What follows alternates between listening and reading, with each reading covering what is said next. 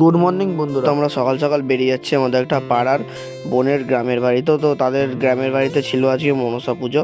তো তারপরে পিসি সবাই মিলে চলে এসেছি তো গাড়িতে। তো তারপরে গাড়ি ছেড়ে দিয়েছে আর ব্রিজে উঠে গেছি। তো ব্রিজে উঠে দেখি যে গাড়ির মিটারে একদমই গাড়িতে পেট্রোল নেই। তো তারপরে পেট্রোল পাম্প থেকে পেট্রোল ভরিয়ে আবার রওনা দিয়ে দিয়েছি।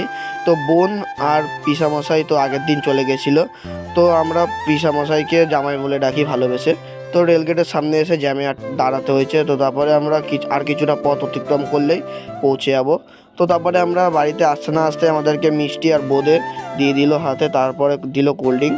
তো আমরা খেয়ে চলে গেলাম ছাদে। ছাদের ভিউটা সত্যি অসাধারণ, মানে গ্রাম সাইড তো একটু সত্যি সুন্দর লাগে, গাছপালাতে ভর্তি। তো তারপরে নিচে আসলাম, তো মায়ের পুজো হচ্ছিল।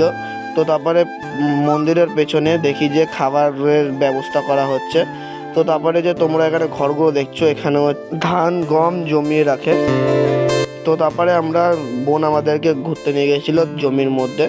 তো তারপরে আমরা এখানে গিয়ে কিছুক্ষণ রিলস বানালাম। তো তারপরে দুপুরবেলা এসে দেখি যে সবাই অঞ্জলি দিচ্ছিল। তো অঞ্জলি দেওয়া হয়ে গেলে তো সবাই এক এক করে খেতে বসে গেছিলো।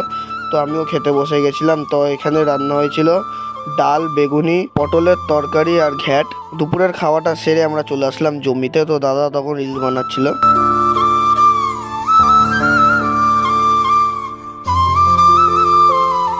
তোমরা বাঁদিকের জমিতে যে ধান গাছটা দেখছো সেটা হচ্ছে বাসমতি রাইস, আর ডান দিকেরটা হচ্ছে মিনিকেট রাইস। তো তারপরে দাদা পেনা কচুরি ফুল তুলে দিচ্ছিল। তো তারপরে দাদা বানাতে চাইছিল রিল আরও। তো তারপরে আমরা রিল বানিয়ে, আর বিকেলের দৃশ্যটা সত্যি অসাধারণ গ্রাম সাইডে। তো তারপরে রিল বানানো হয়ে গেলে পিসি ফোন করলো, আয় মেঘলা মেঘলা হয়ে যাচ্ছে, বাড়ির দিকে রওনা দিতে হবে।